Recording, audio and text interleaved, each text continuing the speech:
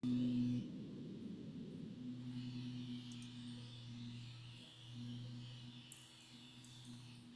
where's all the attendees?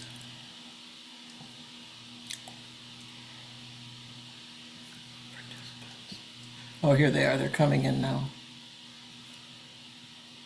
Maybe. 5, 6, 7. Yes. Welcome to the people just joining us now. See some familiar names there. Tony and Peggy A. Good to see everybody. We will start at 7 o'clock, which is in 2 minutes. We just thought we'd let people in now so that we could be all ready at 7.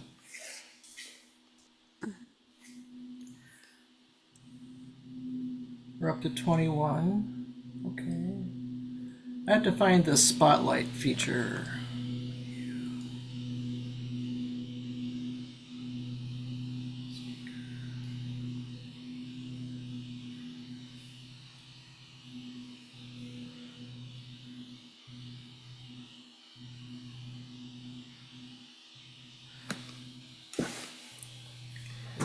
So it's 6:59.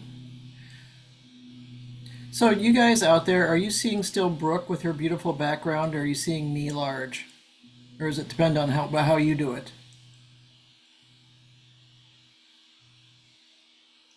One of the panelists has to talk because the other people can't talk.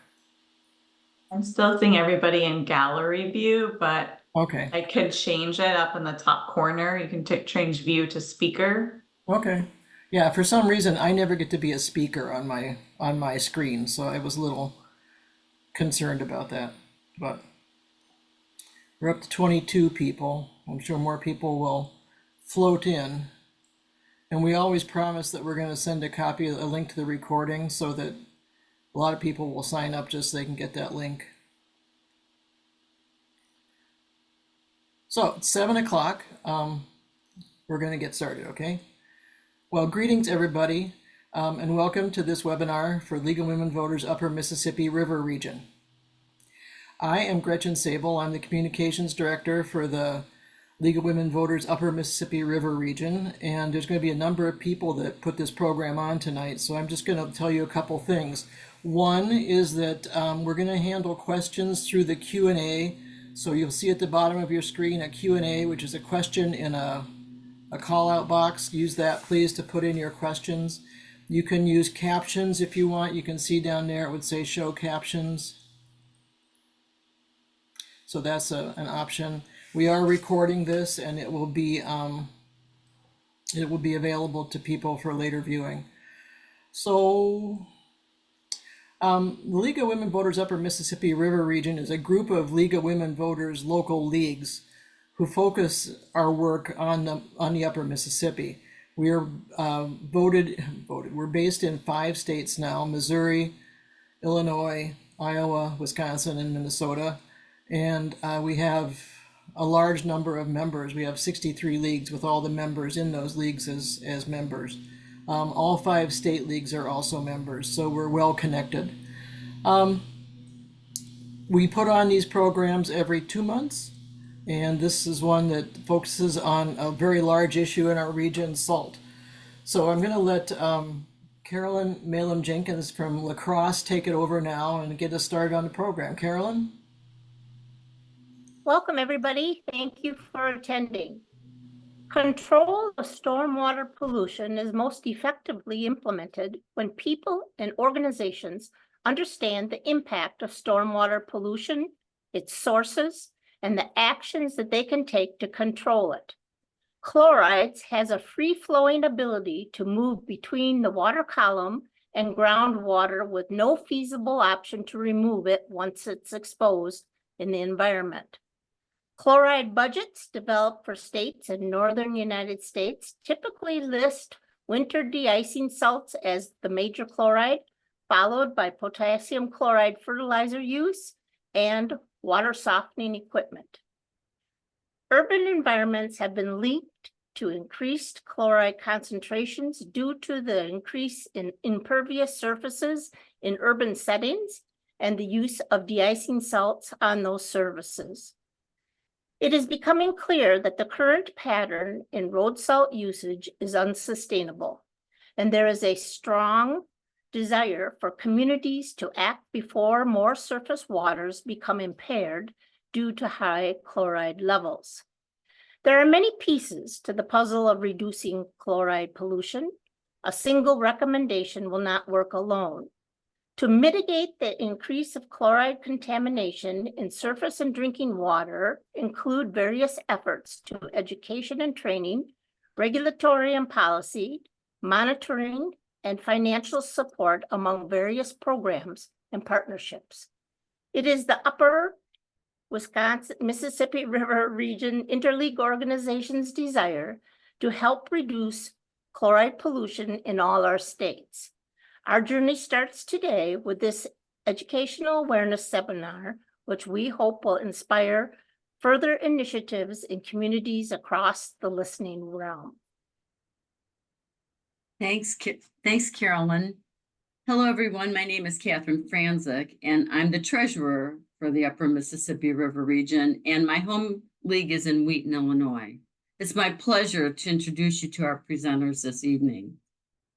Allison Madison is the Wisconsin SaltWise Program Manager, and since assuming her role in June of 2020, she has spearheaded collaboration around salt reduction in watersheds across Wisconsin.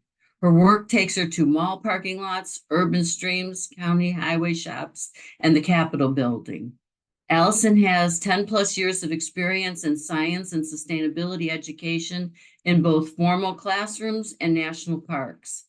Allison graduated from St. Olaf College and has a joint MS in Environment and Resources and Soil Science from the University of Wisconsin. She's passionate about protecting Wisconsin's freshwater resources and celebrating their beauty by paddling, swimming, and cross-country skiing across her state. Brooke Aslesen has worked at the Minnesota Pollution Control Agency since 2007, where she works collaboratively with federal, state, local partners and research institutions to protect Minnesota's water resources. She has been working on chloride and water quality issues at MPCA for over 16 years. The core of that work has been developing partnerships with a wide variety of experts and professionals to develop strategies that reduce chloride while supporting public needs. Brooke now coordinates the MPCA's chloride reduction program that includes the highly successful Smart Salting Training Program, as well as the new chloride reduction grant program. The Smart Salting Tool and many other resources to help communities and organizations reduce salt use and protect Minnesota water resources. Brooke earned her master's degree in water resources science from the University of Minnesota.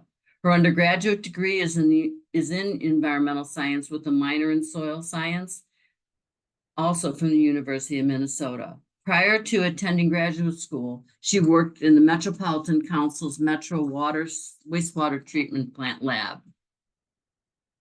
Hannah Miller is the Watershed Project Manager at the Conservation Foundation, an organization with the support of more than 5,000 members and 500 volunteers.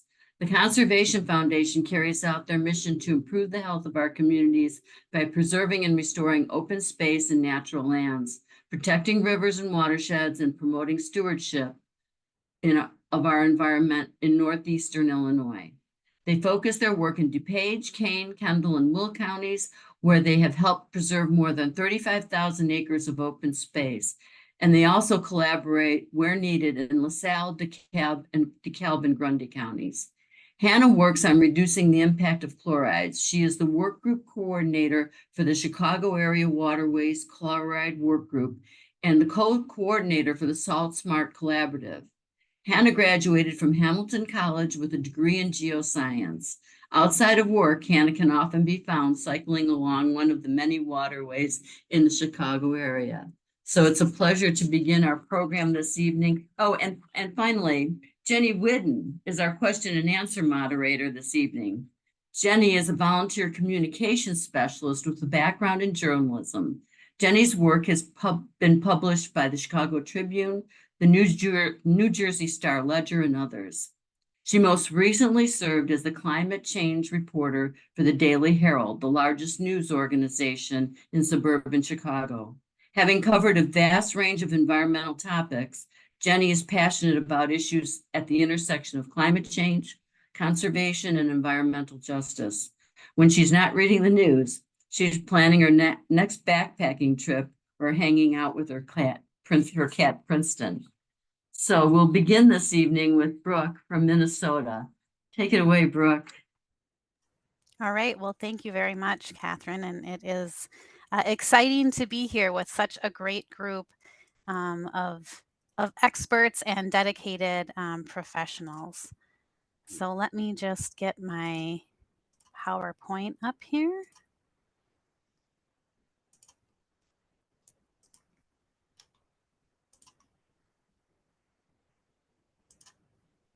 It looks like it wants to share my window instead of my PowerPoint for some reason. So I'll just open up my PowerPoint and hopefully that works. Are you all seeing my presentation now?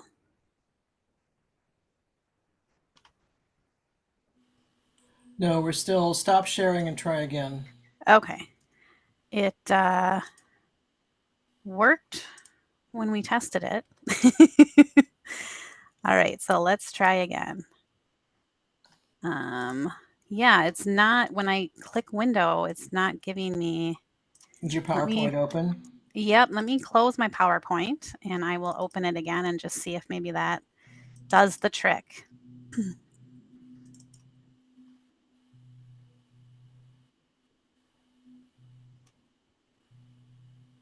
Sorry about this. Not sure why this is a problem all of a sudden.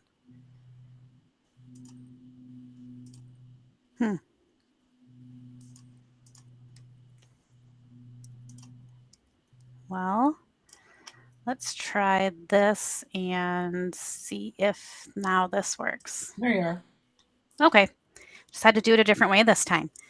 All right, well, thank you for bearing with me there. I'm going to go ahead and give a little overview. The three of us, all three speakers, have a lot of information to share with all of you, and we talk about the environmental impacts of chloride to a lot of our audiences, and so we just wanted to make sure that before we dig into the work that our various states are doing, just make sure that we're all kind of on the same page of understanding why chloride is an issue for the environment.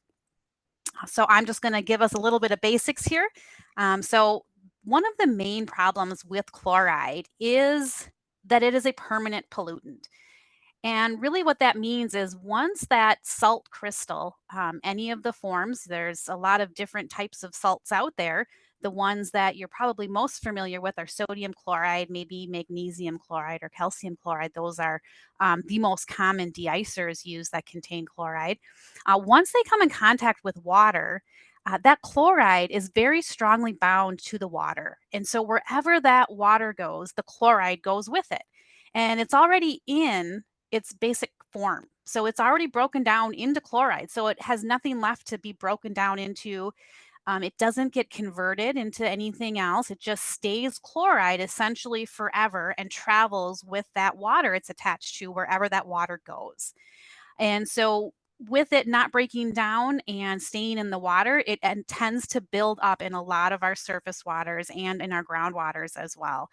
And it also makes it extremely difficult to remove chloride because there is no natural way for it to be broken down. And really the only process that we have that will separate that chloride from the water is reverse osmosis. And of course, that's not something that's realistic to do on our lakes and our streams. And it's even very cost prohibitive even to treat some of our wastewater effluent or our drinking water, other sources where we may have chloride in them. So we really want to emphasize that this is a pollutant that is essentially permanent. And so it really needs to be addressed at the source before it makes its way into our water bodies. The impact that chloride actually has on our environment is the impact it has on the aquatic life. So all of those fish and insects, your native plants and vegetation in your lakes, your streams, your wetlands, all of those species are very sensitive to chloride. We are all, of course, in freshwater states. None of us are near the coast. And so, the fish and the insects living in our lakes and our streams and our wetlands, they want fresh water. And there's been some tests done in the past. We have a national standard. EPA stands for Environmental Protection Agency, and they have established a criteria or a standard that's really just what is the threshold of chloride that we want to keep it below. And they've set it at 230 milligrams per liter. And so that is, I know, hard to figure out what does that look like. That is about 1 teaspoon of salt in a 5-gallon bucket of water. So if you can visualize that, you can see that it really doesn't take a whole lot of salt before it starts to have negative impacts on those fish and those insects. Now, how it specifically impacts them, it varies depending on their species, but essentially it's toxic to them. They really don't want to be living in chloride contaminated waters, and it makes it difficult for them to survive and to reproduce and to continue to be healthy. I will point out, though, that our neighbors to the north in Canada, they have a national criteria for chloride that's actually 120 milligrams per liter. So theirs is quite a bit lower. And as if you can imagine, particularly for us here in Minnesota, we share a border with Canada. There's really not that big of a difference. So that number is not different because their waters are different or chloride behaves differently in their area. Chloride really behaves the same regardless of where it enters a waterway. It's just that they use different information and data and maybe some newer research to decide what they wanted to have as their national criteria. And so they went with 120 milligrams per liter. And so when I'm working with different organizations, I suggest that if we really want to be truly protective of our freshwater fish, we should be looking for about 100 milligrams per liter. Because once it starts to get above that point, we are going to start to see negative impacts, regardless of what the actual criteria is for any given state. That number is really just designed to figure out what are we shooting for? How much chloride can we have in a water body and still essentially kind of keep it safe for those freshwater organisms.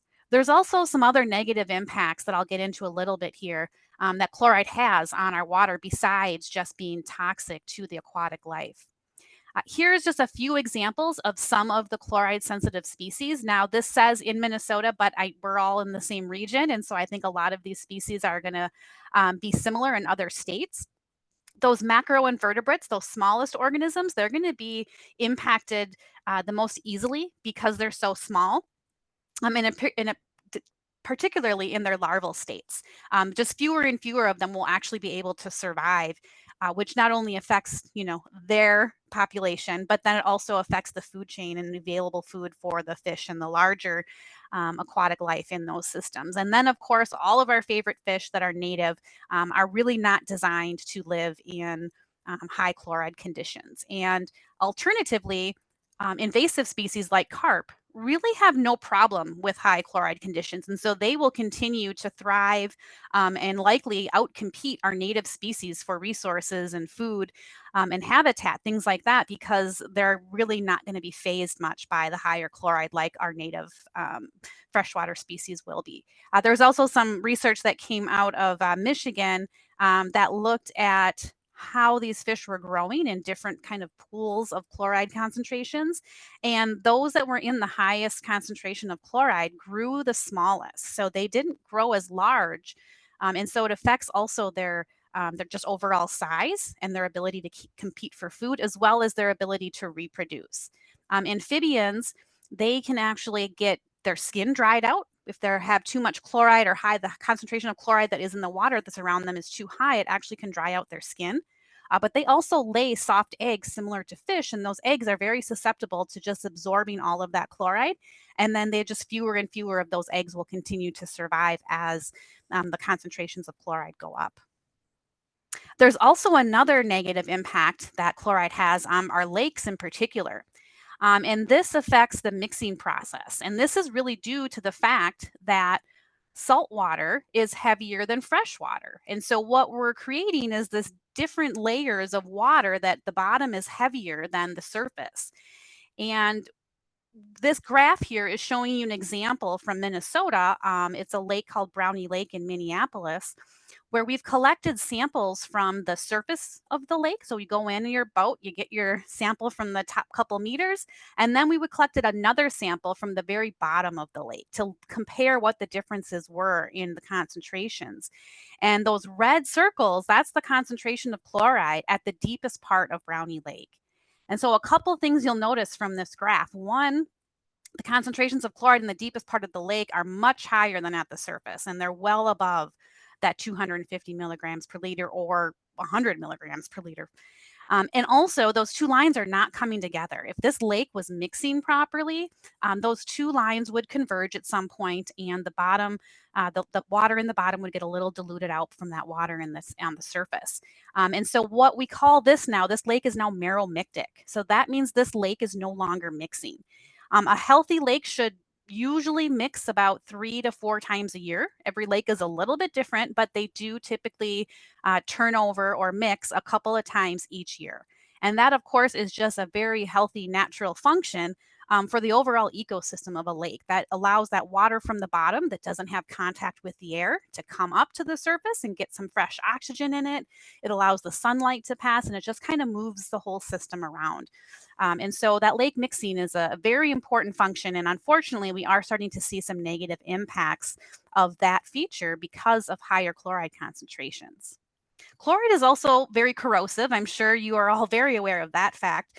In the winter months, the damage that you see that it does to our sidewalks, our roads, our grasses, our vegetation.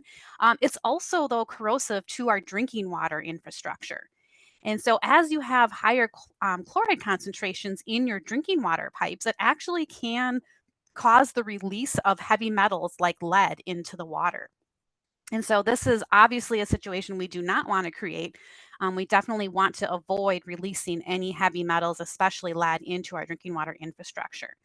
And so it has to be closely monitored, of course, and it matters where you're getting your source water from. So those of you who are getting your drinking water from our deep aquifers are probably okay. But if your water is coming from a surface water and that surface water happens to have high chloride, there is a possibility that some of that water could be, that chloride could actually be causing the release of lead into the drinking water infrastructure.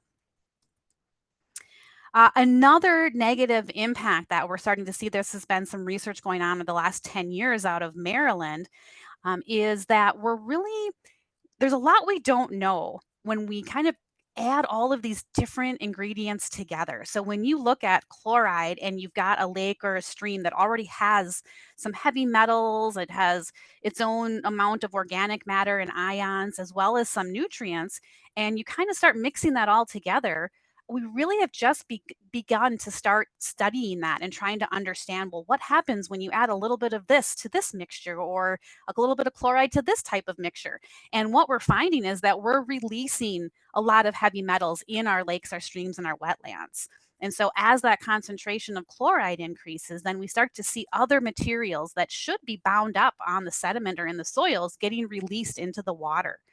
We're seeing this actually in stormwater ponds. There was some research here in Minnesota that saw that stormwater ponds that are designed to treat and remove that phosphorus was getting released as the concentrations of chloride increased. So they should be bound up and safely connected to those sediments and those soils. But unfortunately, chloride kind of causes the release of a lot of these materials.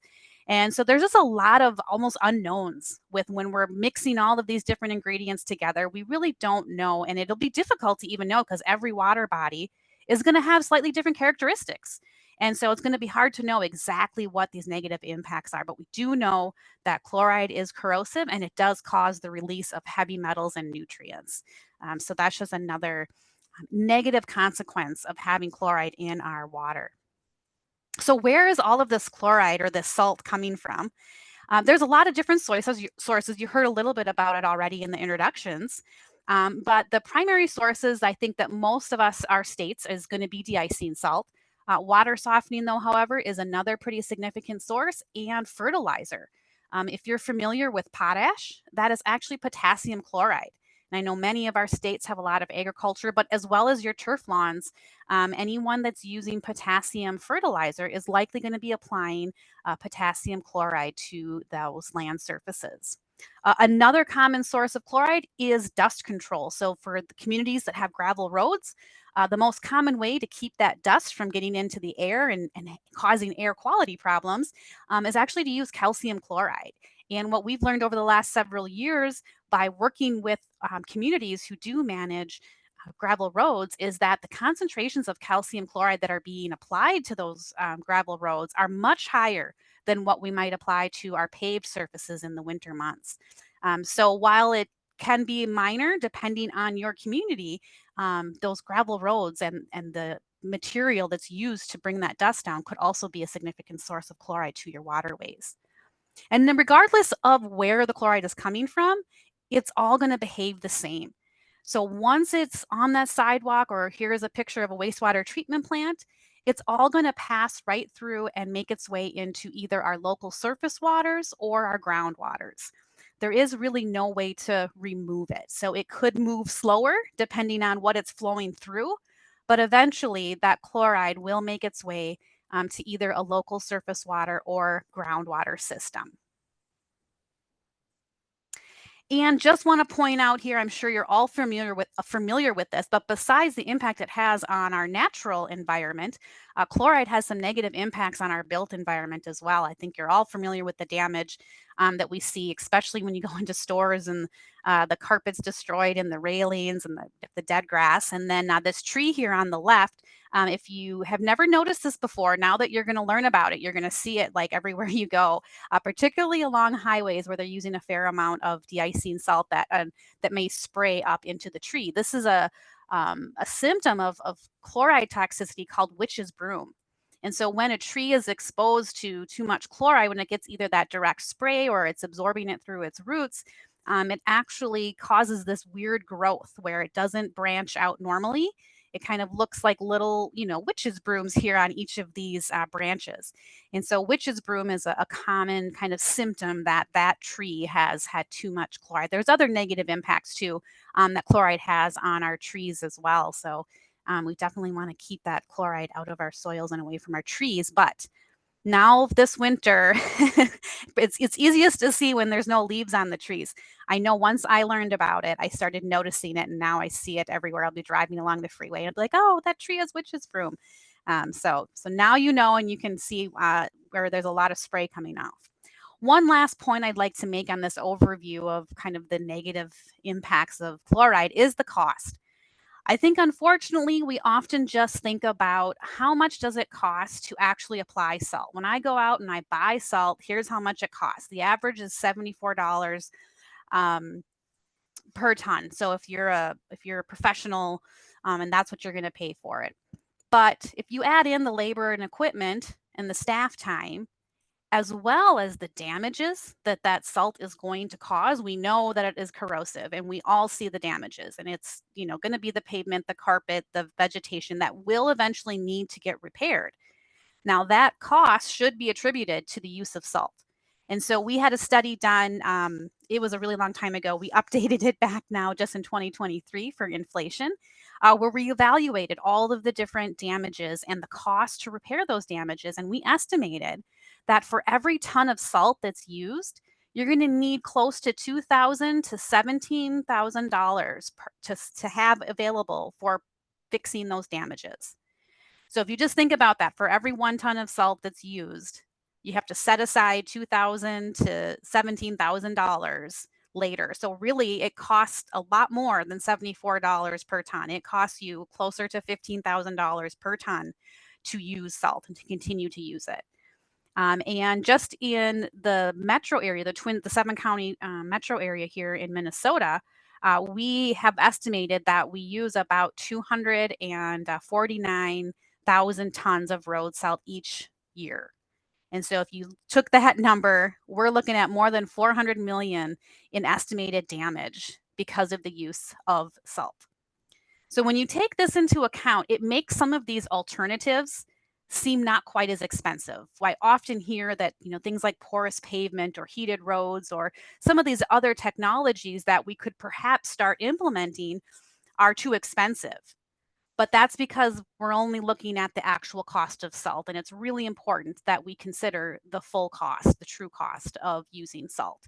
And now this doesn't even include the damage to the environment. That was really hard when we have some information, some data in that report, but that was really hard to tease out because it's hard to put a number on what is the value of us polluting this lake. What kind of a dollar amount would you put on that? That's difficult, but I think we probably should be putting dollar amounts on that because our lakes, our streams, our rivers, our waterways are very important to us.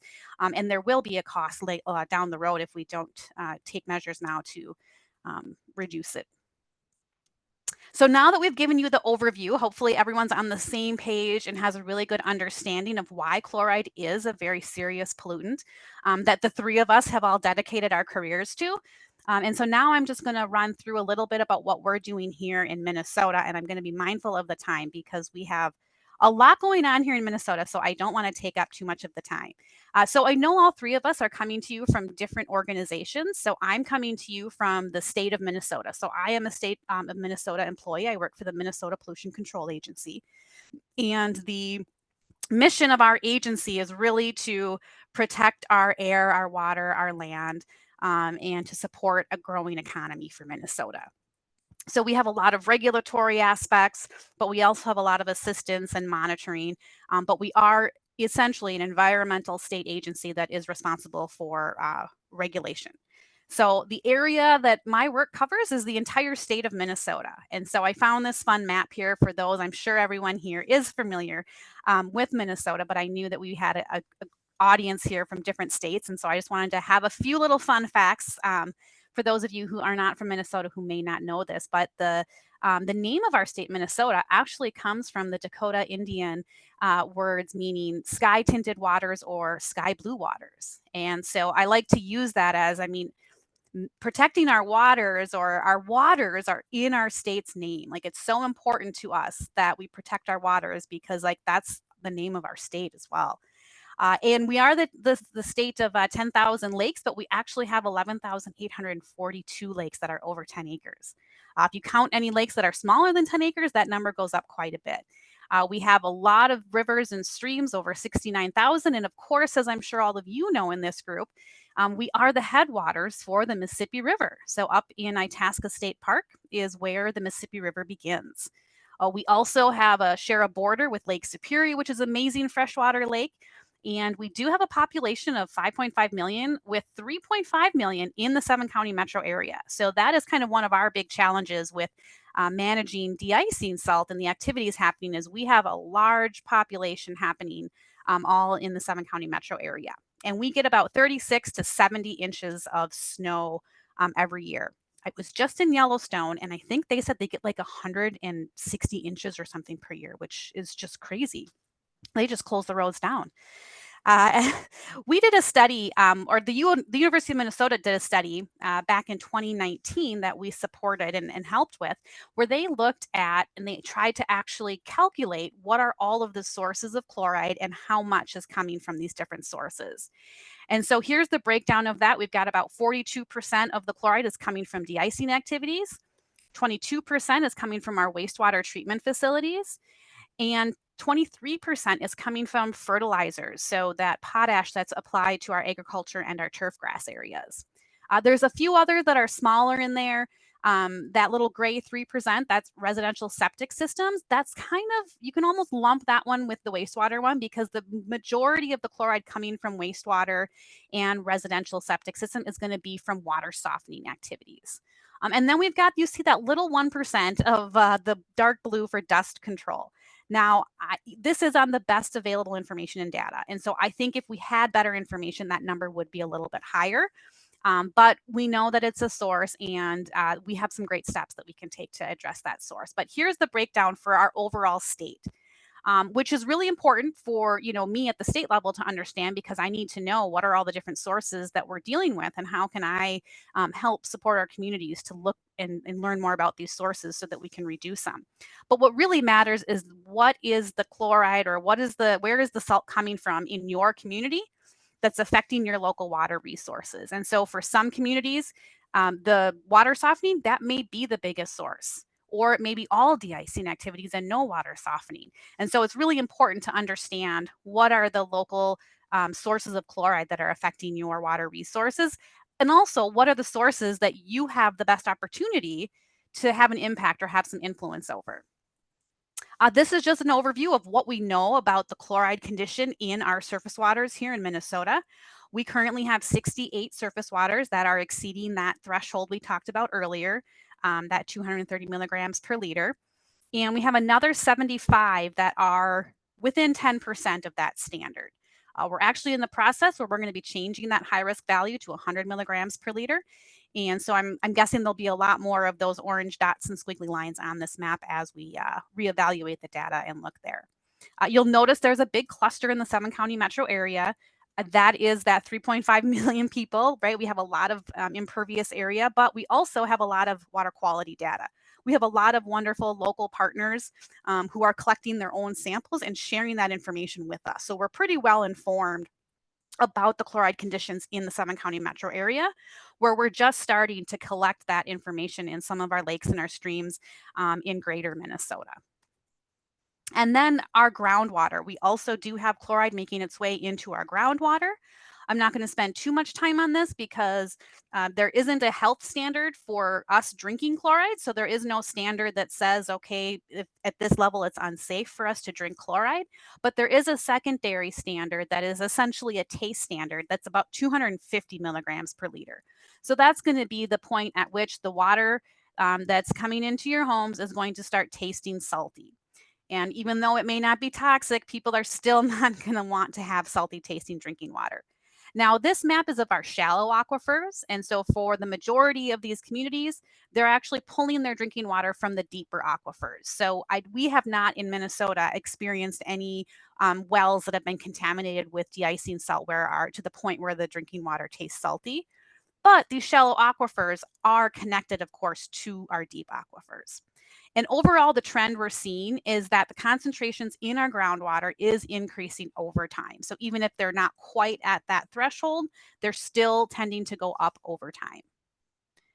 And so what we're doing about it here in Minnesota is we have created a chloride reduction program at the Minnesota Pollution Control Agency. So we now have a program dedicated to chloride, which I do believe it's the first. I don't know that there's any other state environmental agencies who have a program dedicated to chloride. And our goal is to really provide assistance to communities and different organizations across our state to help them to identify where the chloride is coming from and then reduce it at the source.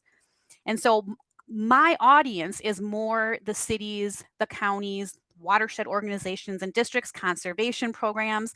And so my goal for this program is not necessarily to educate the public, but to provide resources and tools to help our local partners to do that work. We do have a large document that lays out, here's the problem. We pulled together over 100 stakeholders over a 5-year process to figure out what are all the ideas out there for how do we address this problem? And then we just kind of documented all of that. And now we have it in this chloride management plan. And so it's on our website if you're ever interested. We did try to find something for every audience. So there's something for everyone to do, lots of ideas in there that hopefully folks can pick and choose from what works best for their organization. As I mentioned earlier, we are a regulatory program, so we also have incorporated chloride reduction into our stormwater permits as well as our wastewater permits. So both of those permit programs, I work closely with them to figure out what is the best way to try to integrate chloride reduction into those regulatory programs. So that is something that if you're interested, we have some of that information on our website as well. Now I want to jump into kind of how it all started, our training program. So we actually had a training program start. It was the first of its kind in 2006. We had a little pilot study that we funded to Fortin Consulting to create a training for private contractors to reduce their salt use.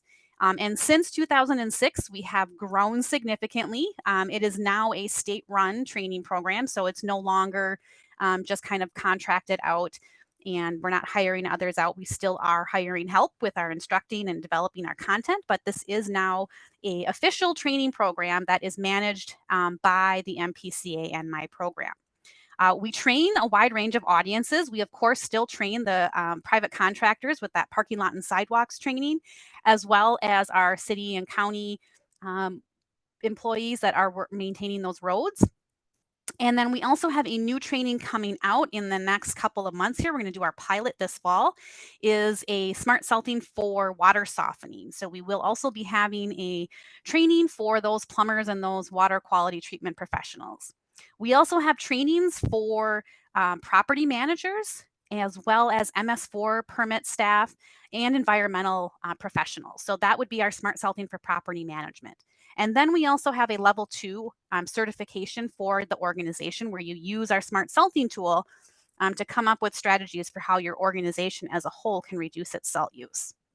And over the last couple of years, we've actually added some new trainings to our program. We have these refreshers. We have 4 new refreshers, and these are shorter 3-hour trainings that can be in person or online. And this is intended for those who already are certified. And we dive into very specific areas of winter maintenance. And so one that is my favorite in particular is the weather for winter maintenance. That's where we really dig in to understand all the different great tools for predicting the weather, for monitoring those changes, for knowing your pavement temperatures, and how important that is to making decisions. And so we're really excited to have these new kind of topics, areas where we're really able to spend a lot more time digging in and sharing more details with the participants.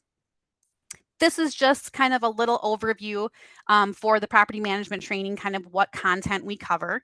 That one we do online. We haven't had a lot of requests for that one in person, just because that audience tends to be working professionals who are very comfortable in an online learning environment, where our roads and our parking lots and sidewalks, the majority of those trainings are held in person, because that best fits the needs of that audience. We have a certification list up on our website. So once folks have been through our training, they get listed on the MPCA's website. And then we have, of course, a ton of manuals to go along with that training program. We have the roads, we have a manual in Spanish now. The original parking lot manual that was created in 2006 has been updated. And then we recently added a new Smart Salting Community Leaders Handbook. So that one is one that I would definitely recommend this audience to pick up and check out.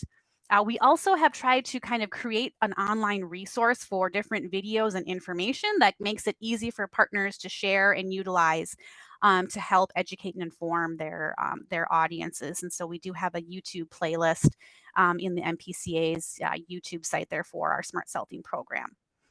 And I know you're going to hear a lot about training from our other speakers, so I won't talk too much about this, but in my opinion and experience that I've had over the last 16, 17 years of working on this issue, is training is the first and most important step that we all need to take to make the progress that we need to reduce salt safely. So because we need to have that balance of reducing salt use while still keeping our paved surfaces safe. And we can do it. We have done it. There's a lot of cities and organizations across all of our states who have made great progress at reducing their salt use and maintaining a high level of safety, and in this case, saving some money along the way. This organization, Mayo Clinic, saved hundreds of thousands of dollars after they implemented all of the practices that they learned about through training. And I know that Allison and Hannah might get into a little more details of what those BMPs are, so I'm not going to get into the practices, but it is possible to have a significant impact. And if you can imagine every single private contractor, city, county, and DOT all reduce their salt use by 60%, imagine how many gallons of water we would be protecting if you think about that 1 teaspoon in a 5-gallon bucket of water. So I think that you're going to learn a lot more about training, but I also want to make sure you are aware that we have a new Smart Salting workshop for community leaders. So this is an online 2-hour workshop that is really intended for elected officials, members of sustainability and environmental commissions, board members for various organizations, city and school administrators, and of course, folks like yourself. And so this, we really walk through policies. The focus of this is to not teach them how they should calibrate their equipment. We teach them the importance of getting all of the crews trained, but we also cover what are policies that could be implemented within the community or their organization that could help support chloride reduction. So it's definitely worth checking out. We will offer those again coming in November. We were able to create this and offer this because we got a Green Corps member the last 2 years who gave us a little bit of extra resources and time to focus on that. And then another part of our program is, besides the training, is to just provide as much assistance as we can to communities and organizations. We have a lot of different ways that gets done. I'm not going to get in depth on all of these, but I did want to just touch on them briefly. The one that I think has a lot of potential to be helpful in other states as well is our smart salting tool. We have created a tool where you can go in and select your county, your city, your watershed, and we will actually estimate where the chloride is coming from. So earlier when I mentioned how important it is to know what the major sources of chloride are for your specific community, now the tool can help you figure that out. And then it goes through and we provide all of the information to better understand that source of chloride, as well as some strategies. Here's what you can actually do to reduce that source. And at the end, the user can then create an action plan. They can have a document that says, here's what my organization is going to do to reduce chloride. So it's a fantastic tool. It is only available to Minnesota, though. We've put a lot of, we are very grateful for the funding that we have received. We have our Clean Water, Land, and Legacy Amendment funds that have allowed us to create and build this tool. So we're very fortunate here to have the funding support from the Clean Water, Land, and Legacy Amendment to do this work. And so if there's other funds available and we want to expand this, I think that would be great. Here's just an example of if a winter maintenance organization were to go through and use this tool, which this is a live example from Edina Public Schools. And this is just a way to show the progress that's being made without tracking every grain of salt. Because we know that from winter to winter, your salt use may vary just because of the conditions of the winter and not because of the practices you're implementing. So for us here in Minnesota, we didn't get like any snow last year. So everybody did a great job of reducing their salt use, because I'm sure they used a fraction of what they normally use every winter. But really what we want to track is, what are the practices? What actually are they doing? How often are they calibrating their equipment? What type of equipment are they using? And what are the application rates? Things like that. And when you use the tool, you can get this nice graph that shows, are the practices that you are implementing either red, that's the poor, yellow is the acceptable, and green are the advanced. And so this is exactly the trend we want to see. We want to see all communities, all organizations improving their practices and reducing their salt use at the same time. We also have a new chloride reduction grant program that was established. Those same Clean Water, Land, and Legacy Amendment funds. I can't stress enough how important that source of funds has been to our work here in Minnesota to address chloride. But now we have a grant program that we have awarded 2 times so far. And we're going to be having another grant open soon here, where we're helping communities to implement programs to reduce chloride. The first 2 were focused on implementing water softening rebate programs for residents and businesses. And we'll see what the next one looks like. But really the goal is just to get money into the hands of these cities and smaller organizations, particularly a focus on environmental justice areas, that those communities get access to these funds so that they can start to make progress on reducing chloride. We also have a wonderful Minnesota Green Corps program here in Minnesota that is led by the MPCA. So I'm fortunate there again, where I can just connect with this program that's at my same agency. And we have placed anywhere from 6 to 10 Green Corps members every year in communities across our state who spend a little bit of their time helping that community think about chloride and educating their residents and their businesses about this issue. A lot of great work has gone into that. If you are looking for examples, I'm happy to share that with you later. We also have some example kind of ordinances and policies that we share. One is a chloride reduction model ordinance. I know that Wisconsin's got an ordinance like I think number 4 built in, and we've got a couple here that have done number 3 and number 2. So this is just trying to make it easy for organizations to implement policies to address chloride. And then again, we have some other kind of examples to make it as easy as possible to either have a good policy or to hire contractors to make sure that we're using good contract language that balances the safety and the service needs with the environmental impact. We also have a lot of other resources that maybe we haven't created or our partners have created that we kind of are a clearinghouse. So we try to collect all the great work that's going on in Minnesota and beyond and share those resources with others so that we don't all have to start at the same place, that someone can learn from what others have done and hopefully make further progress or come up with something new, different that others haven't been able to do. We do give out these stickers, decals, and posters to all of our training participants, just trying to help create awareness to those using those facilities so that they start to recognize the importance of reducing salt. We also just try what we can do at the state level to help with the education piece, which is like an annual press release that I'll put together each year that hopefully generates some good media attention, as well as can be used by local cities for their local newspapers and their newsletters that go out to their community members. And I know I focused on the efforts going on at the state level, but we also have a ton of really great local partners doing amazing educational work at kind of more that local level. And one example here is this Hennepin County Chloride Initiative that came up with the Low Salt, No Salt Minnesota program. It's a really fantastic program. It's aimed for kind of local staff at the cities and counties to have a toolbox to then have these conversations with property managers and building owners and churches to help educate them around why it's important to reduce salt use. So that is all I have for mine. I will go ahead and hand it over and stop sharing. I think Allison was going next.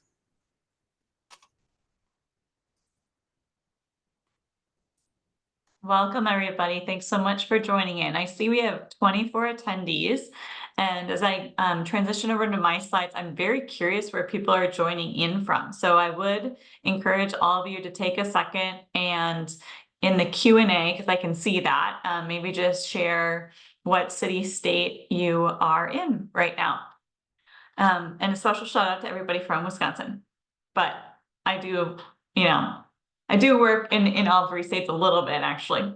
So I will share my slides. I'm going to try to keep it to 10 minutes because I think we're a little behind schedule, and I want to make sure Hannah has time to present as well.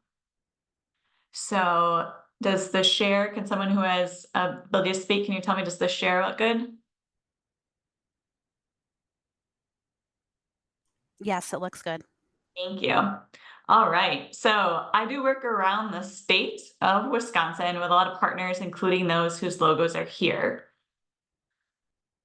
I grew up in northern Wisconsin in the Chippewa River Valley. The ladies who invited me to speak said it'd be fun to share a little bit of background. So this is me as a kiddo with my brother on a lake, Sand Lake in Chippewa County. This is me on another lake in Rusk County as an adult.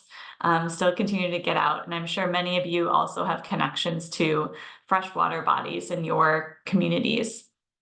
And I also have a background as a teacher. So I love sharing my knowledge and connecting people to the natural environment and their waterways.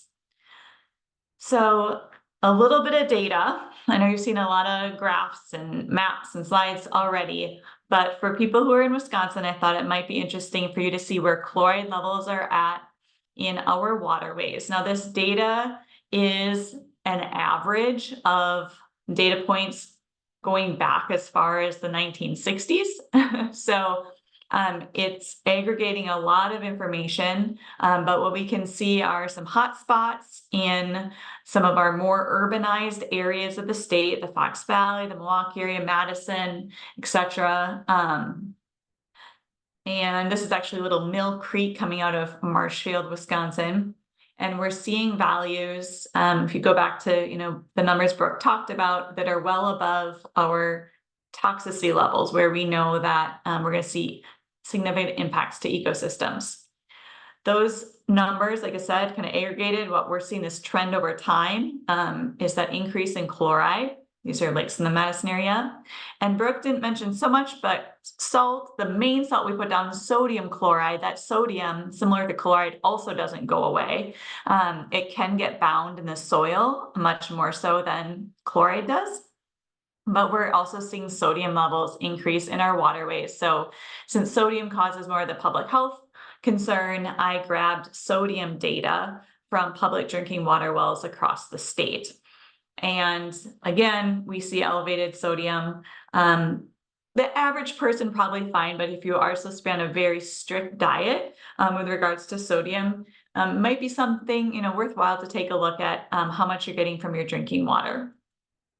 And I'm not going to go over kind of Madison area, but again, we see those trends increasing. So there are a lot of things we can do, as you learn from Brooke, a lot of best management practices that I'm not going to get into in detail.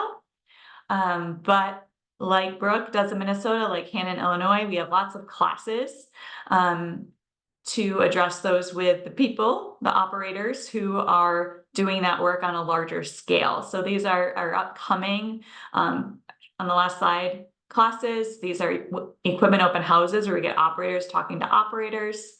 This is a quick snapshot of classes and open houses that I worked on last year in collaboration with partners across the state. And we also have a monthly webinar series that's aimed a little bit more towards the general public. I have on the right a number of the webinars that are geared towards municipalities, in particular, sharing some of their success stories. And then this is another one that we added with Abby from the Isaac Walton League, talking about a volunteer monitoring program. This is a little snip from one of those webinars, Chris from the city of Stevens Point, and you can just quickly see their average salt use in a winter before they started calibrating to after they calibrated to calibration with ground speed control. And they actually were having more snowfall. Of course, winter severity gets a little complex, but the big idea, it's not like these winters in the last several years weren't real winters. They were, but they had just really downsized, right-sized their salt use. So there's a lot of potential there. Another success story with communications with the city of Eau Claire. Done work partnering with, I mentioned Stevens Point, also River Falls. This is highlighting some outreach events with students. The city of Madison worked with staff there. One of the recent projects, we created little snowplow trading cards that have information about the equipment and little salt-wise facts. And this came out of a little snowplow naming contest with residents, which was very fun. Also done work with the city of Milwaukee, including putting together a PSA education with that community. So a lot of focus, as you saw, a lot of work with municipalities, but also looking on the private side, it's a little different game for them. A lot of times they're getting phone calls from their clients saying, put down more salt. I want to make sure I'm not getting sued. And New Hampshire has addressed this by creating a limited liability program that's been really successful. So I did work with folks in this last session to get a bill introduced. State Senator Andre Jacques up in the Green Bay area introduced it. And we actually got it passed through the Senate and the Assembly after committee hearings and many conversations with legislators and legislative aides. But on the right, we can see here the governor did veto that and explained that it was an unfunded mandate for DAP cap, which just kind of the way things go right now. That's the only kind of bills that we can get passed. He took issue with the safe harbor provision, which was misconstrued. I can talk more about this with Wisconsin folks if you are curious during the Q&A. And then in general, just took issue with the fact that we would provide some immunity to contractors. But those of us who teach this work, this content, I think really believe that there are best practices that we can follow. And if people do that and do their due diligence, they aren't necessarily at fault if someone slips and falls. And we kind of have to change that mindset or that norm if we really want to see change on the private side. Another state that's addressed this issue in a different way, H2 Ohio chloride reduction grant program put significant amount of money, so $1.7 million earlier this year, and then just recently, earlier this month, they announced another $2.7 million that they were going to be giving away to communities to make upgrades to road salt equipment. So over $4 million this year. So I'm actually pushing our governor to create a similar program. Talked with his staff a couple times, and they're open to at least putting that proposal out there. So that's something for league voters in Wisconsin to potentially get behind and help move that along. Similar to Brooke, again, lots of a variety of outreach. I won't get into all the different kind of tools that we have, just trying to be creative in the ways that we reach people and get the message out there. Would though push for league folks, again, if you want to make a difference in your local community, I think getting some signage out can be really powerful. We had a campaign, Shovel More, Salt Less campaign in the Madison area last year. It was really successful, and I'd love to expand that to other communities with your help. And then I think the last big thing I'll talk about is Winter Salt Awareness Week.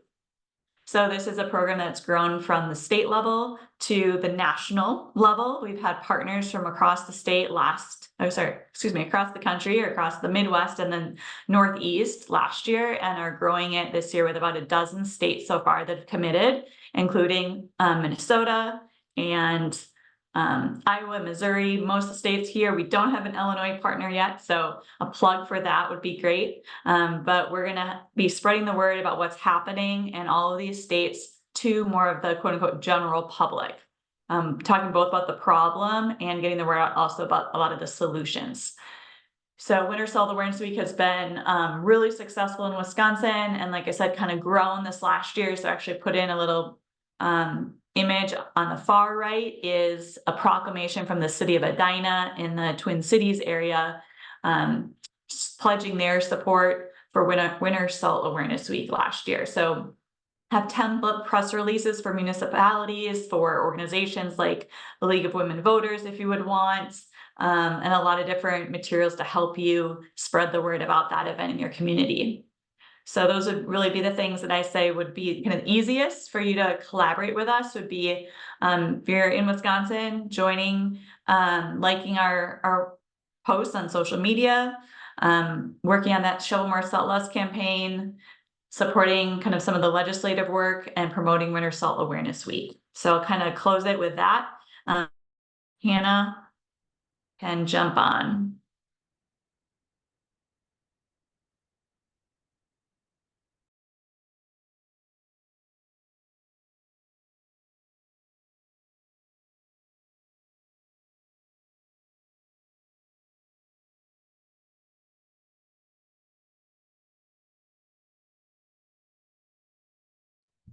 Great. I'm going to hope that everybody can see my screen and everybody can hear me. In interest of time, I assume you'll just start hollering at me if you can't. So I'm with the Conservation Foundation. We are a 501c3 nonprofit. We are an accredited land trust, as Catherine so aptly introduced.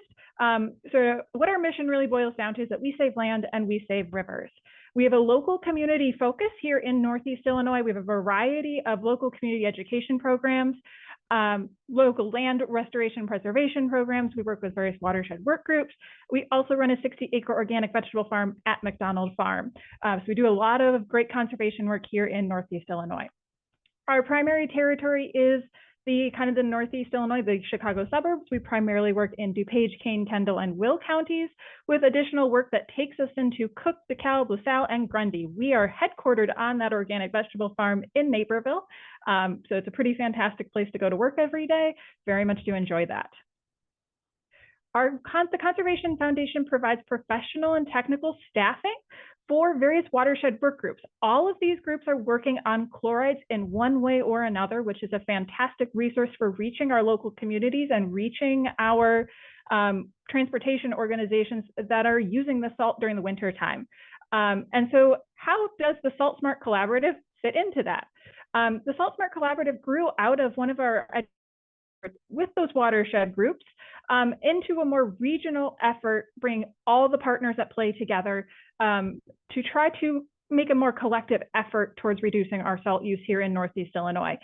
We are a clearinghouse of resources, information that is geared towards the general public, public transportation agencies, private snow and management companies, property managers, you name it. I have resources for it somewhere hidden away if we don't have it out on our website. We're working on trying to fill gaps, both from a regulatory perspective, from helping them meet their regulatory needs, but also providing training and education for as many folks as we can. This is a program that is coordinated by the Conservation Foundation. So as Brooke shared, salt is polluting our rivers here, We definitely see this in Northeast Illinois. I'm going to give that visual of that Home Depot bucket with that teaspoon of salt so that that visual is really there for you. This is really what we're talking about when we're talking about how much salt is polluting our waterways, that single teaspoon and that 5-gallon bucket. Now, multiply that by you've got a salt truck going out. Every ton of salt is polluting about the equivalent of an Olympic-sized swimming pool. Knowing we just had the Olympics. So thinking about that kind of volume of water from a single truck, and that's a small truck. That's not a big truck. So just kind of keep that visual in mind as we talk. So in Illinois, we do see a lot of lingering chloride levels. This graph represents the average estimated chloride concentrations. In Northeast Illinois, we use the relationship between chloride concentrations and specific conductivity, and it's getting a little technical. But what we take with that is we can then can monitor the chloride concentrations much more closely during the winter time. And especially during the non-winter time. We see aquatic life impacts from our watershed work groups have measured that down to 150 milligrams per liter. And it takes a really long time for that to come back to the chloride concentrations to come back down to background levels, which is really impacting our aquatic life, especially when they're in their juvenile stages and reproducing. So we really want to try to reduce this curve as much as we can and shorten this curve as much as we can. So there's a lot of reasons to be salt smart. And this is where it's not an or situation. This is very much an and. We can provide safe surfaces and protect the environment and save money and meet our budgets and have efficient winter operations and protect our roads, bridges, and infrastructure. So there's a lot of reasons. The reason why I'm here is because I want to protect our waterways, protect our natural resources, protect our aquatic life. But your why might be a little bit different than that, and that's okay. Whatever brings you to the table of chloride reduction is where we want to see this. And it's not just the argument of safety versus the environment. We truly can do both. So providing safe services is our top priority, but we waste a lot of salt every storm. So thinking about salt in the curb line, salt that gets down in the storm drains, salt that gets overspread into landscaping is just wasted salt. So instead, we turn to those best management practices that help us maintain safety, be proactive, save time and money, waste less salt, but also provide that protection to the natural environment and to our built environment. So when we're talking about this and addressing this with our public works folks, especially our roads operations, we ask them, how can we do better? And we talk about this from using industry accepted best practices that provide them the tools they need to do their job in an efficient way, but also really help reduce the amount of salt they need to use. It's thinking about protecting your salt piles from theft by Mother Nature, providing good cover. It's about calibrating your equipment. It's about following pavement temperature instead of just I see snow, I'm going to go put salt out. It's about incorporating liquids into your program. It's about using efficient methods to plow the snow. It's about planning, thinking ahead, making intentional decisions based on the conditions. It's about communication so that you can help reduce and manage those expectations. And it's about training staff. So when we're thinking about how you can be salt smart and what you can do, you can be salt smart at home. You can clear the snow first and then only apply salt if you need it. If you don't need it, stop. And you can get that safe surface with that plow, that snow blower, or your shovel, great, stop. And then think about where you need it. If people aren't walking on a sidewalk along the side of your house, you may not need to put salt out there. If you only need to put it down the kind of the front sidewalk of your house, that's great. You may not need to put it in your driveway. So thinking about then only applying where you need it. Our communities do similar practices. They really, again, they adopt those best management practices. It's about using an up-to-date snow and ice plan. It's about communicating with their community. It's about reminding folks to go slow during the winter time. It's about using those efficient methods like segmented blades. We have an entire webinar available on the SaltSmart website done by a community here in Northeast Illinois about their use of segmented blades and the benefits of that. It's about calibrating equipment. We have 1 million calibration videos on our website to help our communities adopt that practice. It's about using liquids like anti-icing, being proactive by applying that brine before the storm so that they can efficiently plow the snow off afterwards. And so we always get the question of what about beet juice? And I love when we get this question because it means you're thinking about what are those alternatives, and I love to see that. So it's actually a myth that beet juice is an alternative to road salt. Beet juice is actually, and other carbohydrates are additives to de-icers to help improve their cold weather performance. This means that we can use the correct amount for the conditions. It also means that we can be more accurate with our salt use. The beet juice and other carbohydrates, they're sticky. They hold that salt to the pavement surface, keeping it where we need it, not letting it bounce off so that we can use a lot less. This is a really good tool, but it's not a replacement to salt, unfortunately. In Northeast Illinois, like I mentioned, those watershed work groups. These work groups are working in close coordination with our various communities to provide some consistency and unified effort when it comes to chloride reduction. The work group meetings, we have fantastic discussions about chloride reduction and BMPs. This is a great place for public works staff to come to these meetings, ask questions, get advice, talk through problems that they're having with these various BMPs, and also get access to resources like training and education and outreach. We have a variety of training classes coming up this fall for our SaltSmart communities, both parking lots and sidewalks and roads. These are offered in conjunction with a variety of partners that we work with, both the watershed work groups, but also various county and county partners, and these are regional. These are available to anyone here in Northeast Illinois. So please, if you're in Northeast Illinois and you're interested and want to share this with your community, we'd love to see them at our workshops. Through the watershed groups, we also do what we call mentoring sessions. These are small group sessions where we bring the public works staff, those road staff together to talk about specific issues that they're having. Do they want to learn about calibration from other communities where they can actually practice on someone else's truck, or bring their own trucks to calibrate and learn from one another? Can they come and learn about liquids, how other communities make liquids, how they store liquids, what they do with them?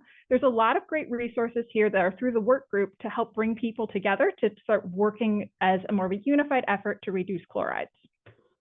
So when we're thinking about what else can we do? Well, who clears the snow at work or your HOA or at home? And so thinking about reviewing your levels of service. Does it need to be the same everywhere? Are there areas that could be closed during the winter time? Can you ask for those best practices to be included in your service contract with your contractor? And we have outreach resources that are available for property managers. Our snow and ice management for parking lots and sidewalks booklet. This is a short booklet, lots of color images, lots of great diagrams to help grab the attention and help educate on these best practices so these property managers know what to ask for when they're talking to their contractors. We just recently, this last year, we finished up a 319 grant to develop the SaltSmart certified program. This is a new Illinois specific certification. We worked with a steering committee of private contractors and park district staff and other environmental folks to have a certification for those that are maintaining our parking lots and sidewalks here in Illinois during the winter time. We have been working on certifying organizations, and they're getting listed online as we do that. And our focus really has been on the private contractors, especially those that are doing parking lots and sidewalks. We've had good success reaching our public agencies, but we're really trying to get into the organizations that are hiring and using and working with contractors, as well as with the contractors, to help get these best management practices more frequently used here in Northeast Illinois. We were offering our first trainings last fall. We trained well over 100 people. I was really excited about that. So we're really working on trying to get as many people as we can to start using less salt. We have a ton of education and outreach resources available at saltsmart.org that are not just specific. You can use them at any state. So please feel free to reach out if you have any questions about using our resources. We have a variety of social media posts, videos, graphics, posters, all targeting key messages around salt use. It's good reminders about safety, things like remembering to shovel around fire hydrants. Definitely want to make sure fire trucks can reach those fire hydrants and those firefighters can do that. So that's a good safety tip.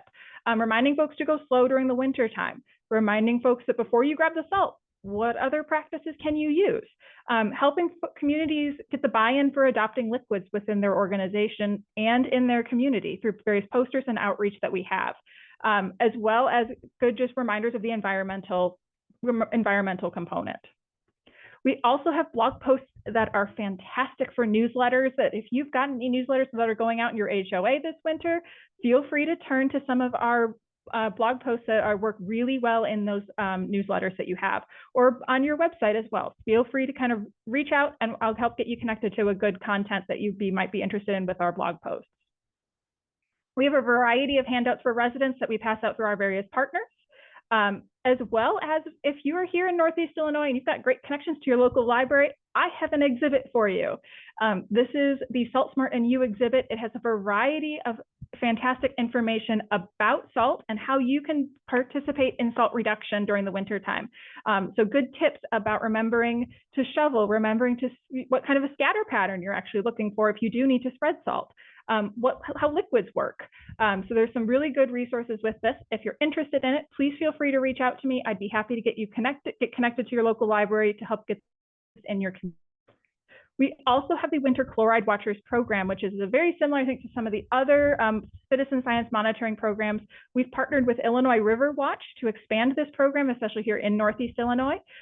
Winter Chloride Watcher volunteers help us monitor our local waterways during the winter and springtime for chloride concentrations and report the results back to us. They collect and report results from November through May, and we offer training to any interested volunteers in October. We're working on getting those dates set with all of our various partners, so I will have that information available and be happy to pass that on to Catherine here in Wheaton for anyone that might be interested here from Illinois as well.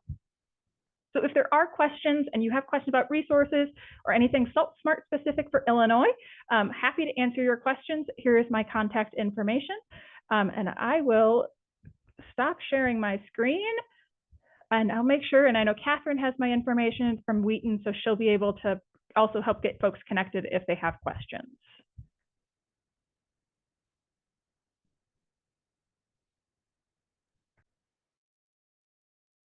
Thank you so much. This is so informational for all of us. And now we'd like to move into our Q&A portion of the evening, and Jenny will help us out there. Thank you so much. What great content and such passion around these issues. It's so appreciated. Okay, we can get into the Q&A. So I see that a few questions have trickled in, but if you guys think of anything, now would be the time, or throughout the Q&A as well. I'll try to keep my eye on it. So I'll start with kind of some of the ones that we've gotten. One of the first ones was in this vein of what we can do. People were very curious about and kind of organic material that might be able to take up salt. So I'll read verbatim. One of our first questions was, are there any thoughts of managing salt from saltwater pools? For instance, are there any plants that take up salt or ways to collect it and filter it? So I think people are pretty curious about this idea of what we could do for mitigate the existing salt. Yep, there's no good way to pull the salt out, unfortunately. We don't have plants that can like concentrate that salt, and even if they did, by like 1% of their biomass, then like what do? You have to harvest that and take it out, and where do you where do you put it? What are you doing with it? I think we see this even more starkly with somebody who's like, well, I've got the salt laying around, or I didn't store it really well and it turned into like a solid lump. Like, what do I do with it? You can throw it in the trash, and then it moves down through the landfill with landfill leachate. It goes to a wastewater treatment plant, and guess what? They can't pull the salt out. So like once we bring the salt into our state, we're bringing it here to stay for the most part. Obviously, some surface water will eventually kind of move out with the residence time of the lakes or streams. Got it. Thank you. Kind of in a similar vein, we also had another question about are there barriers that we can put on our driveways to limit the movement of salt into the water system? So I guess, if we're already putting salt in our driveways, is there a way to further mitigate that salt somehow getting out into the groundwater or our water system? I think I'll go ahead and I'll just kind of echo what Allison has already said, in that, once that chloride is kind of in our environment, there's really no way to remove it. I think that using the correct amount, which I think all three of our organizations have good information about how much salt do you actually need, but also understanding what are the conditions. So if the temperatures are colder than around 15 degrees, the inexpensive or traditional rock salt is really not going to be effective. And so putting down a de-icer that has chloride is really not going to provide you any safety, and it's just going to be harmful. And so I think there's a lot of tips you can do to just reduce the amount of your salt use. But there are some alternatives. So there are a couple of products that don't have chloride in them, but they have other compounds that are negative for the environment. So one of them, a lot of them have an acetate base. So that's a non-chloride de-icer, which is great. However, when that acetate breaks down in our water resource, it depletes the oxygen and it's extremely toxic to our freshwater insects. And so to date, there's not a great alternative that doesn't have a negative impact on the environment that's like a chemical or a product that you put down. I do know of somebody who actually put heated coils in their driveway, and they created they were doing a new driveway, so they put heated coils. Now they have a little heated driveway, and when we get a lot of snow, they'll still have to get out there, but that should help a long way. So there's some ways you could get creative about it, but unfortunately, there's not a great way once you've put that salt on there to kind of keep it from getting into the environment. Very interesting. That heated, I've never heard of that. Very cool. We had another question on the brine side of things. So I know we had a few attendees mention that their town uses brine, and we kind of talked about it a little bit. Someone asked, are all brines equal? So maybe the different types that are used. Yeah, I'll jump in with a talk about brine. I love talking about brine. So brine, when it's made, is sodium chloride plus water. And when our public transportation agencies are mixing that, they're making it to a very specific concentration of 23.3%, which is, when we're thinking about it, there's kind of this cool salt curve where it hits this eutectic point where it's no longer going to be melting if we add any more salt to that mixture. So that 23.3% is that eutectic temperature point and where that concentration's at. If we add more salt, it actually can fall out of concentration, which can then make it not work quite as well. So our communities are really targeting that 23.3%. But often what they'll do is brine works great down to about -6 degrees. That's where it's going to keep working. Dry rock salt works to about 15 degrees. So you'll often see communities start mixing in that brine to help jumpstart that salt, but they'll also blend that brine with other products, things like beet juice, things like calcium chloride brine, which is mixed to a different concentration. They might use magnesium chloride. All of these products help improve that kind of cold weather performance. So you might see some blends that they're using as well. And that's a really great way to kind of use liquids in kind of a great way to jumpstart it, but also liquids start working immediately, which is just a really nice way to kind of start getting that de-icing effect much faster. And they can use so much less salt when they're using liquids. Got it. Thank you. I really appreciate the enthusiasm to answer the brine question. That's great. We had another question about hard water. So what is the best home water treatment for hard water that uses the least salt? I'm not sure how specifically you guys can speak to that, but. I don't know, Allison, or if you. Yeah, I can talk about that a little bit, then Brooke, if you want to bounce back in. So I think you want to ask yourself, and maybe if you know, like, how hard is your water, one, and then what is your goal for your water in terms of removing some of the hardness, like how soft do you need it to be?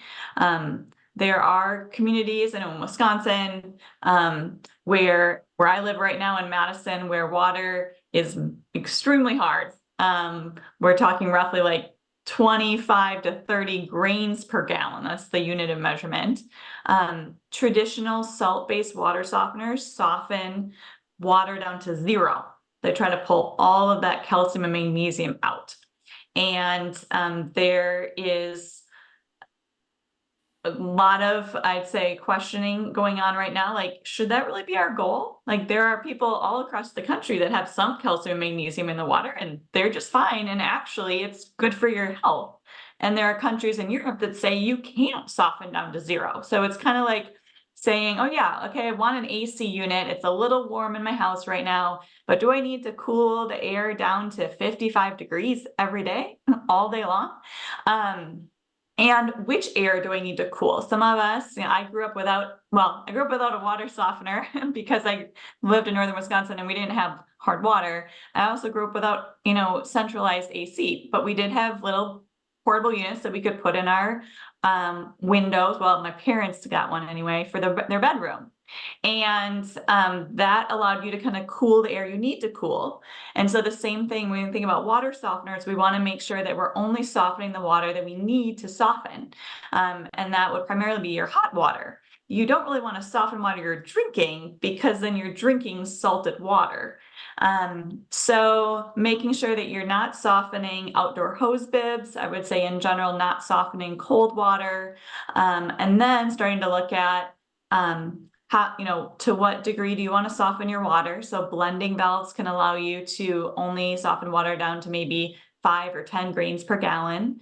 And then there are also ways to look at your water softener, make sure it's working as efficiently as possible. So just like air conditioners and cars can become less efficient over time, or we have newer models, you can do the same thing with your water softener. And then there are also some salt-free softening options. So I'll put a link in the webinar chat to a page on our website that goes through some of those options that are out there. And I'm actually working with a legislator. I know we focus more on road salt, but a legislator in the Madison area to see if we can introduce a bill this next session. So if anyone in Wisconsin's interested, trying to see if we can get some rebates to help people to make some of those upgrades and changes to their water softeners. Awesome. Great answer. Thank you so much. Very informative. One of the other questions that we had are, what are the temporal trends in annual de-icing salt use in Minnesota, Wisconsin, or Illinois? So over time, have we seen any changes with this de-icing salt use increasing, decreasing, or has it kind of remained steady to our knowledge? Well, I can't speak for the other states, but in Minnesota, we have decreased our use, at least in the metro area. So we just had that study done back in 2019 that looked at all of the sources of salt. And so that was our first statewide look at how much salt are we using on our roads on a statewide basis. It's difficult to track that because not everybody is properly documenting how much salt they're using. That's one of the things that we're trying to help them with, is help them understand the importance of knowing how much you're putting down and tracking that. And there isn't any one organization necessarily that's collecting all of that information. I think that's true for any state. I don't know of any state that's collecting everybody's salt usage data from year to year. But through that University of Minnesota study, we did find that we were at 300 and like 25,000 tons every year that was being used in the metro area. And now we're down to 249,000 tons. And so that's kind of that overall, but I can say from our experience through our training program, we have seen once folks have been through the training and they get excited about, implementing practices, almost all of them reduce their salt use.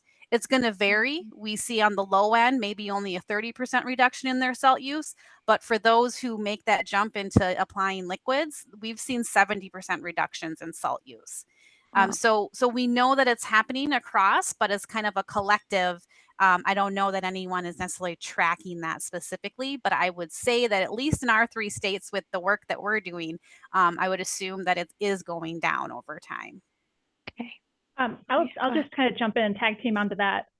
So in Northeast Illinois with our various watershed work groups, we've been doing surveys of our communities, as well as some of our communities in participating or are required to participate in various regulatory efforts related to chlorides where they are having to report their salt use.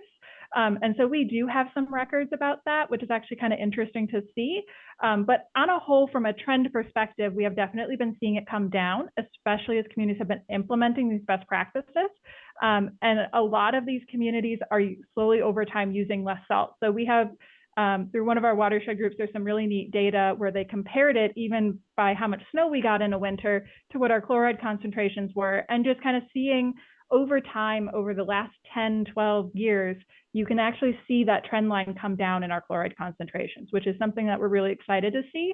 And we know that it's correlating directly to reduced application rates during the winter time.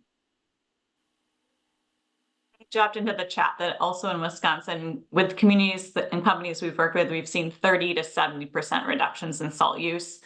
Like Brooke has said, looking holistically at the state, there's a lot of unknowns there, a lot of black boxes. Awesome, very interesting. Someone typed in as well while we were all talking about that reduction is great, but aren't salt concentrations cumulative? So, we're still putting salt into the environment no matter what. Is that okay? What can we do about it? Yeah, I mean, it is cumulative. Eventually we would see salt, move on out if we stopped salting today. In some of our streams, maybe in the order of years to decades, and our aquifers, decades to hundreds of years. But yeah, I think we're all doing this work because we believe right now there's a lot of work to be done. There is a lot of low-hanging fruit. A lot of people are seeing that, and we just want to continue to get everybody to at least kind of like chop off, the fat, right? We have used this and abused this chemical on our landscape for decades now, and we do have the technologies to use it really quite differently.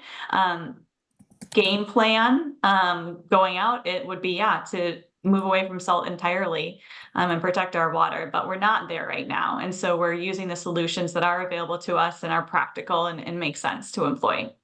Okay, awesome, interesting. Go I'll ahead. just add to that, especially when you think about the audiences that we're working with, they're not always super excited to hear from an environmentalist who wants them to change the way they've done their job for the last 30 years. And so I know that we have to approach them where they're at. And so right now, I think the majority of those are maintaining our surfaces as well as the public, they're not in a place where they would be ready to make that leap into, all right, let's just stop using salt and come up with different technologies or build our landscapes differently. I think that we're trying to make that progress to get people on board, to get that buy-in and the support so that we can kind of all move down this path of chloride reduction together. And hopefully when we get to a point where we have these younger generations coming up, we're going to have some great technology or some great way to kind of transition away from chemicals to keeping our roads safe in the winter. But I think for right now, we kind of have to meet people where they're at. Yeah, definitely. I really appreciate that addition, Brooke, and it kind of speaks to the importance of all this just general outreach and awareness growth that you guys are doing and that you presented on. We have a few questions about legislation, but before we jump into that, I kind of wanted to bring into focus some of the chatter that was happening between the hosts and panelists. So I see that Carolyn asked, let's see, she asked about, do safe de-icers use less salt? And Allison, I think, had a very interesting response to that, and I wanted to kind of bring that into this further discussion. Allison, would you be able to speak to that? Kind of summarize that you really need to be careful when something says it's a safe de-icer. De-icers bags may say they're safe for pets, safe for your lawn, safe for kids, safe for all kinds of things, and be completely not safe. Be that same sodium chloride. Sometimes salt company or company might take the salt kind of pellet crystal and round it. So it's round, and that's safe now for your pet because its paw won't, go on something sharp or pointy. Is it chemically different? No. Sometimes they might put in a little bit of a color and a little bit of magnesium or calcium chloride, like trace amounts of these other chemicals, and then they can say they're safe because they have something in them that will allow you to use slightly less of the sodium chloride. But then that's only really safe if you are using less of the material than you would otherwise. That would make it quote unquote safer or better if you're using less material. But the chemical makeup isn't safer itself. There are some non-chloride deicers, which you could use if you need a chemical deicer. I think Brooke, Hannah, and I would all say first try to get out there, you know, either yourself or partner or, you know, whoever you can, and try to remove that snow with mechanical means. The shovel, the broom, any other tools, the sun, if you're able to. And then, like I said, there are some non-chloride deicers. It's not that they have zero impacts. Nothing just disappears once we put it down, but those can break down in our soils and not do the same amount of damage. And then also you could look at potentially abrasives, you know, some sand. Some groups recommend like bird seed, kind of fun, but like putting something down so that you have some traction in the meantime. Awesome. And thank you. I'll Okay. just add one thing on that that'll kind of make hopefully a good segue to your next question, is that there are no labeling requirements for de-icing salt right now. So there's no law in place that says that they have to put anything truthful on the bags. I've literally done some recon work to just look at what's on these bags, and one said contains no salt.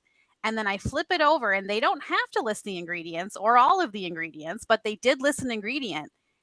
And it was calcium chloride. And I was like, that is salt. Like that literally is salt. And so any claim that they put on that bag, there is nobody monitoring that. Nobody's checking it. So there's no laws in place to actually have them be truthful on those bags of salt. Yeah, definitely. I think you alluded to this, but that does work right into it. The next question. Somebody had asked, speaking of legislation, would you like to see any specific legislation passed by your state legislature? So I know Allison had covered a few in her presentation, but are there any additions that you guys would want to bring to the table right now? Just going to pop on real quick and say I would be so stoked to talk with anybody in Wisconsin about legislation and have more people working to move this forward. I do need to pop off for tonight, unfortunately, but thank you all for joining in, and I'll be happy to be in touch. Thanks.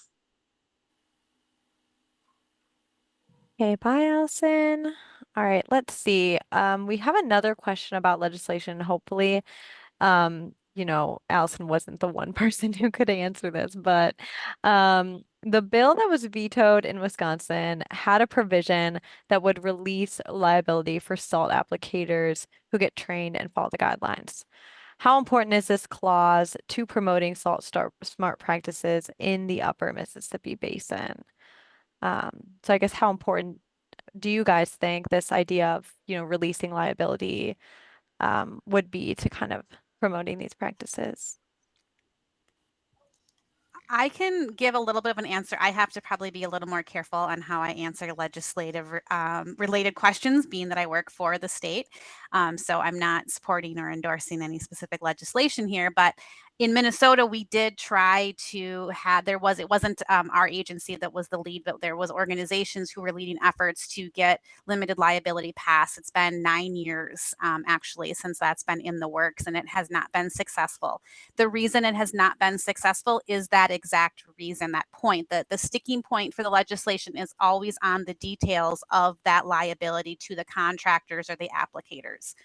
We have found that there's general support, usually on both sides, for the idea of having people trained and, you know, having the environmental content in there and protecting our water resources. It seems to always get hung up, at least in Minnesota, and sounds like the same thing in Wisconsin, that it gets hung up on those details of exactly how much safety, so to speak, do these private contractors and the property owners get with these laws. And I think that's the private contractors and the attorneys that are the ones trying to negotiate that and figure that out. New Hampshire did pass their bill, and so they have it in law, but New Hampshire operates a little bit differently. I'm guessing than Minnesota and Wisconsin, probably Illinois, where they don't have the same amount of protection over individuals as we do in our states. So like we're very focused on people's rights and their rights to be safe and their rights to, bring lawsuits, versus New Hampshire is a more business kind of focus, like protecting businesses. And so they modeled theirs after a ski, some language around ski resorts saying if you come to ski on our facilities, it's an inherently dangerous activity. And if you fall and break your leg, like it's not our fault. We don't have that same structure to kind of just say, oh, we'll just model it after that, because we don't have that here, at least in Minnesota. So I think that there are other things that can be done to encourage folks to get trained than getting this limited liability passed. So at least from my perspective here in Minnesota, after 9 years of trying to get that passed, I'm looking for alternative ways. How do we achieve the same result that we were hoping for? Like the goal of that, right, was to get everybody trained and reduce their salt use. So how can we achieve that same goal without that legislation? Because I do truly believe there's ways we can do it, that we don't necessarily need that legislation. Would it be helpful? Absolutely, especially if you're those private contractors. But I just think we've reached a point, at least here in Minnesota, that we need to start thinking kind of outside the box and coming up with different ideas for how do we get them trained and keep a high level of safety. Yeah, great answer. Thank you. Very interesting context, knowing how long you guys have been trying to pass that as well. I think that definitely answers the question. We had another question about kind of scaling it back to the municipal level. Are there incentives for municipalities to reduce their salt use alongside things like awards or obviously the cost reduction that we've been talking about this whole time? The big incentive there is actually cost and efficient operations, because salt is getting more expensive. It's not necessarily getting any cheaper. In Illinois, we have definitely seen winters where communities haven't been able to purchase salt because it's either gotten way too expensive or they're running into salt shortages when we've had tougher bad winters. And so this is something where if they can learn to use a lot less and see that budget reduction kind of meet their budgets and meet their goals with less salt, they're really seeing that kind of that financial incentive there. So I would say that there is that incentive, but also the best practices are also more efficient from their operational standpoint. And so they're able to do more with less, which is kind of a cool concept. And a lot of these practices are all just around making their job easier, providing safe surfaces. We just get that benefit of salt reduction. And so that's really like kind of how we come at this. It's like when we're working with municipalities here in Northeast Illinois, we're coming at it from the perspective of, we want to make your jobs easier. We want to help you meet your budgets. We want to help you provide safe surfaces. So we're kind of coming at it from what's bringing them to the table, which has been really successful in getting them to actually adopt these practices. And then they start seeing all those other benefits. They start seeing improved operations. They start seeing they're meeting their budgets better. They're using less salt. And now, cool, we're meeting our environmental goals. So there's kind of it's that reminder of that it's not just an and, it's an and, it's not really an or kind of a situation. Yeah, definitely. Thank you for that answer as well. One of the last questions that we have is about heat being a possible alternative. So for instance, burning weeds is an alternative to chemical weed killers. Is that somehow could be in the mix? Yeah, I mean, I think that alternative pavements is something that we should be giving more attention to. The problem is that it's a big infrastructure project. Like, it's not just, hey, I can just change the way I do things on a day-to-day basis. It's okay, next time we have to rebuild this area, or so I think it's more complicated, but I think that there is actually a town in Michigan that has all heated surfaces in their kind of downtown area. So they use geothermal heat. So all of their sidewalks and parking lots have this geothermal heat running through them. And they claim to be a snow-free city in, I think it's Holland, Michigan. And because that melts when it hits the ground. And so I know, like in Minnesota, the Science Museum that's in downtown St. Paul, they actually implemented that. They put those coils in their sidewalks in front, so that just melts the snow. And then you don't usually need to put any product down because you're not having that ice buildup. The same is true with permeable pavements or porous pavements. So as that we have those, we always have all kinds of thaw and refreeze situations, which unfortunately, when we have those thin layers of refreeze in the morning, we see a lot of salt used on those types of events versus just a regular snowfall.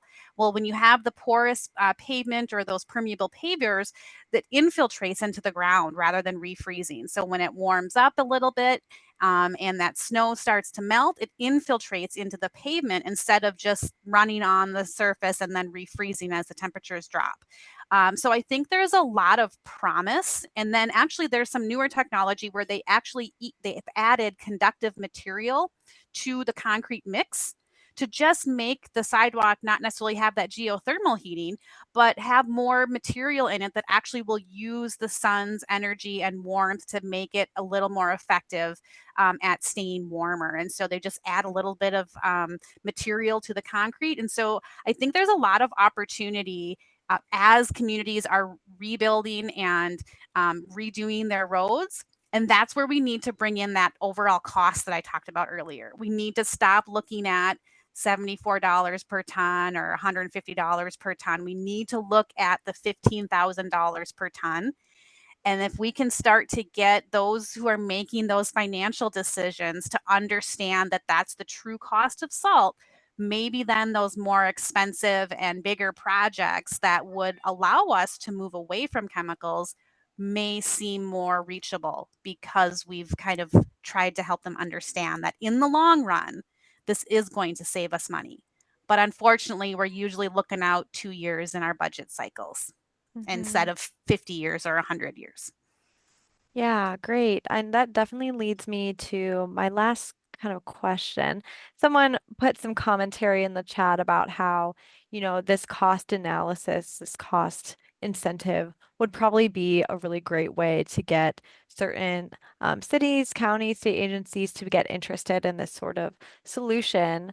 So I guess my question to you guys is, is this cost analysis being done? So I know that you guys did that great study in 2019, I think you said, where you found that.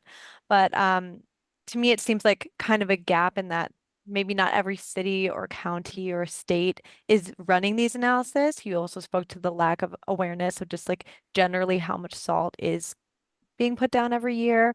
So I think my question is, how far do we have to go on that kind of research and awareness front to get to that cost analysis at the end of the day? Yeah, I think it's just jumping back to what Brooke was just kind of talking about here too, is that not everyone is truly aware of what that true cost is. And so that's kind of just where the education and outreach efforts really do need to be there when we're connecting with our communities to really educate on, well, what is that true cost? What else are we thinking about here? Are we thinking about equipment replacement? Are we thinking about bridge deck replacement? Are we thinking about the ball bearings and sliding doors at the grocery store when you get all the salt that gets stuck in there and just grinds away and corrodes those ball bearings, how expensive that is to replace? So it's kind of getting that money side to kind of that forefront of thinking about it and kind of putting that in the education side of it, of when we're talking to folks and thinking about, well, what is that cost? What is that cost of that bag of salt compared to the cost of replacing that sliding glass door? If you're going to go put that whole bag of salt out in front of your grocery store, now how much is it going to cost you to replace that glass door, the sliding ball bearings in the whole door when you need to replace that? And so that's kind of the conversation that we really need to have, and that we really, I think all of us, both Allison, Brooke, and I all try to build into our trainings when we're talking about this with the folks that are putting out the salt, of what else are we thinking about when we're considering these costs? What else is kind of factoring into that $17,000 number, that $15,000 number. Or I know Allison has some great slides about if it's $1, every dollar you use, you're doing at least $30 worth of damage. And so just trying to put it in whatever perspective we need to help educate that there is a money side to this, to help them think about that cost analysis as they're putting out salt. Awesome. Great. Well, I think that's all the time we have, so I'll turn it over to our organizers. Thank you guys for all your great questions and answers.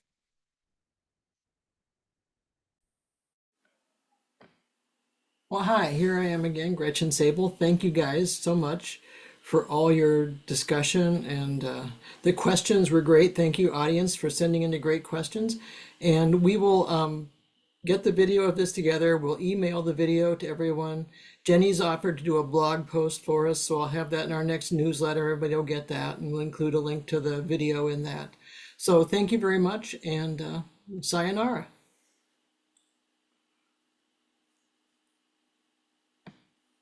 Thank you.